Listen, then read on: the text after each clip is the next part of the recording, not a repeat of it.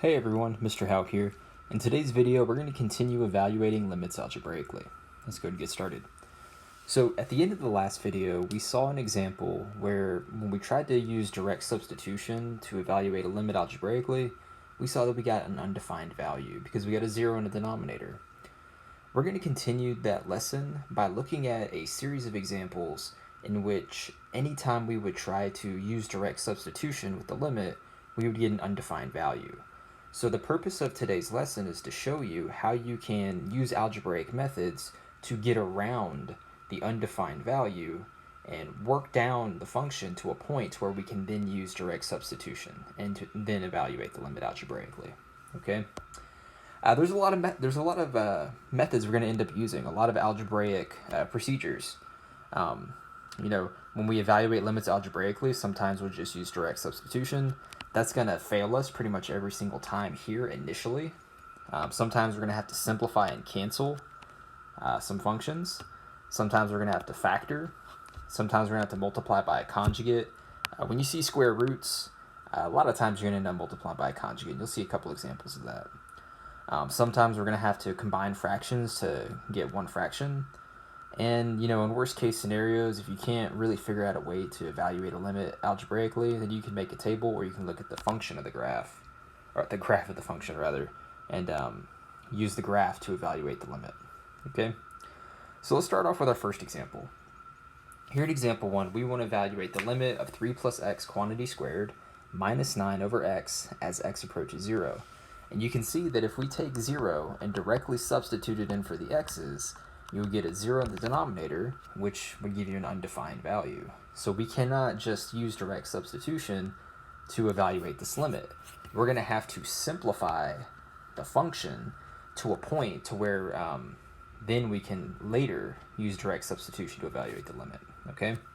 So let's go ahead and start working on actually simplifying this thing. And we're going to start by taking 3 plus x squared, and we're going to FOIL it. So if I do 3 plus x squared, that's 3 plus x times 3 plus x. Well, let's see, 3 times 3, that's 9. 3 times x, that's 3x. X times 3, that's another 3x. X times x, that's x squared. So we get 9 plus 3x plus 3x plus x squared. Okay, keep the minus 9, keep the x on the bottom. Notice that if we go through and start combining like terms, 3x and 3x will give us 6x. Those combined together. Negative 9 and positive 9 will cancel. So we're going to have x squared plus 6x in the numerator over x. Now, again, keep in mind the whole process here is we're trying to simplify this down to a point where I can eventually substitute 0 in for x and actually get something that's not undefined. If I were to, at this point, substitute a 0 in for x, I'm still going to get a 0 on the bottom, so this is not simplified enough. However, if you look in the numerator here, x squared plus 6x, that can simplify to x times x plus 6 if we factor out the common factor of x. So we do that, and notice now that this x and this x will cancel, leaving me with x plus 6. So once these x's cancel, and we have x plus 6 left over, we don't have to worry about any undefined terms because we no longer have a denominator. So we don't have a denominator that's going to turn into 0 when we plug in 0 for x. So now we can take this x plus 6, take this, this is the simplified version of this, and now we can take the limit as x approaches 0 of x plus 6. And this is where direct substitution will work now. We're going to plug in 0. 0 plus 6 is going to give us 6. And that means that our limit of x plus 6 as x approaches 0 is going to equal 6. So again, to kind of recap that, if we tried direct substitution with 0 initially, we would have had an undefined term. So we worked through it algebraically until we got it to a point where I can then substitute in 0 for x and actually get a value and not have to worry about having undefined terms. Okay, so that's example 1. Here in example 2, we want to take the limit of this function as x approaches 0. And same deal, if I take 0 and I plug it in for x, we can see that the denominator is going to become a 0. So we have an undefined term here. So we know that we can't use direct substitution right now. We need to find a way to work this down. So what we're actually going to do is we're going to multiply by the conjugate. If you remember up here, one of the hints, if you see a square root, a lot of times you're going to be multiplying by a conjugate. And the conjugate here, if we look at our initial function, we have the square root minus 3. Well, the conjugate is going to be the same square root, but we change this sign from a minus to a plus sign. So notice I'm multiplying by square root of x squared plus 9 plus 3. We're doing that to the top and the bottom. Okay, so we're multiplying by the conjugate of this numerator. Now, at first glance, this looks really intimidating. We're multiplying, because we're going to have to FOIL this, by the way. But when we look at it here, let's start the FOIL process. X squared plus 9 times x squared plus 9. Oh, a little too far ahead there. X squared plus 9 times x squared plus 9. That's just, or square root of x squared plus 9 times square root of x squared plus 9. That's just x squared plus 9. Square root of x squared plus 9 times 3 is just this term. Negative 3 times square root of x squared plus 9 is this term. And then negative 3 times positive 3 is negative 9. In the denominator, I'm just leaving things the same. X squared times this whole denominator, square root of x squared plus 9 plus 3. Now, in the numerator, notice some things that happen. Positive 3 square root of x squared plus 9 and negative 3 square root of x squared plus 9 cancel each other, because one of them is a positive 3 on the outside, one's a negative 3 on the outside. Same denominator, or same square root rather. So these are going to completely eliminate each other. And then 9 and negative 9 completely eliminate each other. All we have in the numerator left over is x squared. Denominator, we still have this term. But the reason this is really helpful to us is because now x squared and x squared, because this is being multiplied here, they can cancel each other. And what we're going to have left is 1 over square root of x squared plus 9 plus 3. And now at this point, if we try to take the 0 and directly substitute it in for the x squared, it's not going to be an undefined value because the whole denominator is not turning to 0. So now we're going to take the limit as x approaches 0 of this thing, which is the simplified version of this. And when we plug in 0, right here, we'll have square root of 9, which is 3, then 1 over 3 plus 3, which is 1/6. Okay? All right, example 3 is pretty much identical. What I would actually suggest that you do is pause the video at this point and try out this problem. But I'm going to go ahead and put the solution here to example 3. The actual steps to the problem are pretty much identical. You're going to multiply by the conjugate. See a whole bunch of stuff happen here. And you're eventually going to get it to a point where you can take the limit without having undefined values. But there's the work for example 3. Go ahead and double check your work with it. And I'm going to move on to example 4. All right, so now we're going to get to some problems where factoring can be really helpful to us. Here, just like examples 1 through 3, we're going to take the limit as x approaches 1 of this function here. If I were to try direct substitution, 1 minus 1 would give us a 0 in the bottom. We get an undefined term, so we can't use direct substitution yet. But if you look at x squared minus 1, well, x squared minus 1 can be factored. It can be factored using the difference of two squares. A squared minus b squared equals a plus b times a minus b. Okay, that's the difference of two squares. X squared minus 1, using difference of two squares, will factor as x plus 1 times x minus 1. So let's do that. So here we have our difference of squares factoring. In the denominator, we have x minus 1. However, since this is being multiplied in the numerator, x minus 1 and x minus 1 will cancel, and all we'll have left is x plus 1. Notice now we don't have any denominators that can possibly turn into a 0. So this is our simplified version of x squared minus 1 over x minus 1.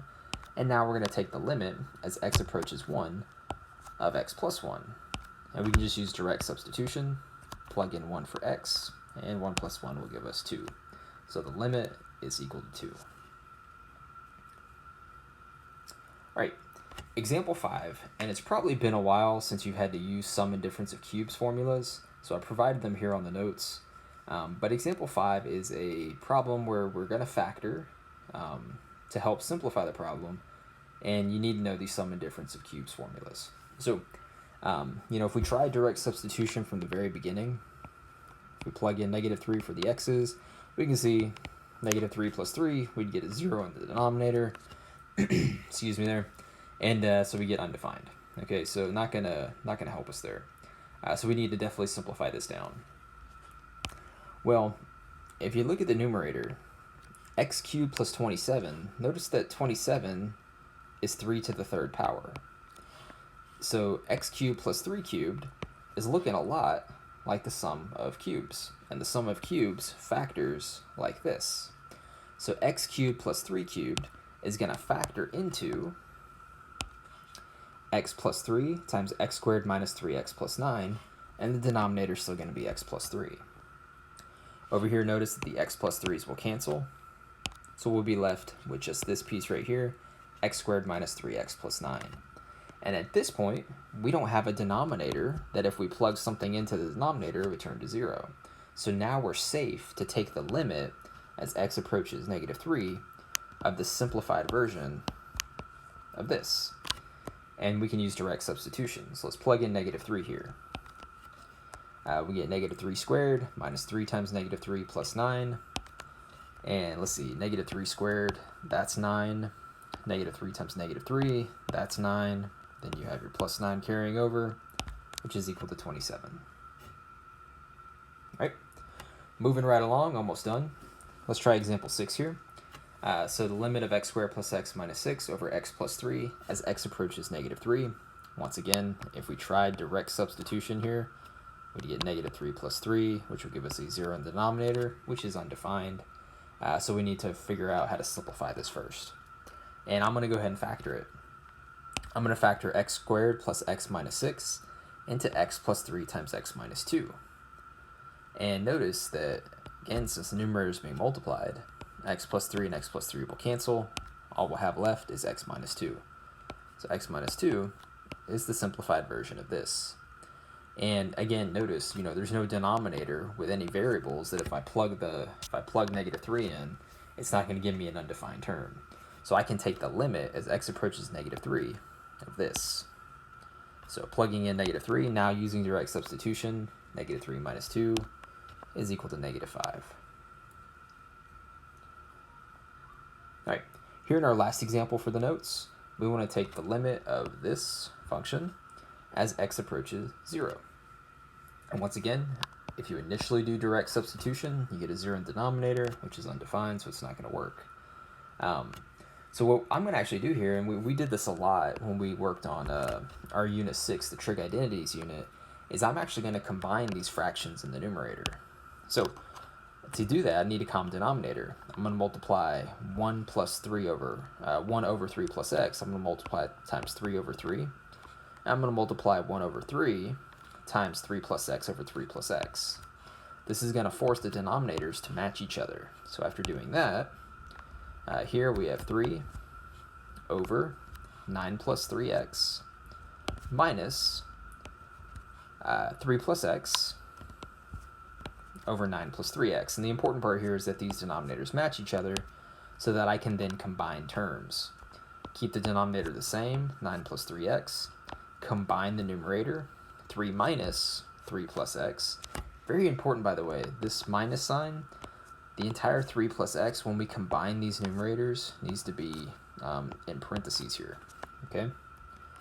And I'm going to go ahead and write x as x over 1 because we know that keep, change, flip is coming up soon, okay? So continuing to simplify, if I look here, 3 minus 3 plus x with the 3 plus x in parentheses, if I distribute the negative sign, I would get a negative 3 and a minus x. 3 and the negative 3 cancel. All we'll have left over is minus x. So we have minus x over 9 plus 3x. And then I went ahead and did keep, change, flip. And when you do that, notice that these x's will cancel. All we'll have left is negative 1 over 9 plus 3x. And at this point, now we can try direct substitution. Because notice if I directly substitute 0 in for x, it's not going to create an undefined term. So I'm going to take the limit as x approaches 0 of this and use direct substitution. So by plugging in a 0 for the x, I'm going to get negative 1/9. Okay, so here's seven really good examples of how you're going to calculate limits algebraically. Some of them are pretty involved, like number 7 here. Um, some take some pretty heavy algebra application, but that's just kind of the nature of some of these limits. Okay. And again, one thing that you can always do, especially to double check your work, it's a very strong tool for double checking your work, is you can graph these limits in something like Desmos or a TI-84 calculator, and you can check to see what value your y values are approaching as your x's are approaching, whatever x you're trying to approach in the problem. So a very strong tool to use for checking your work. All right.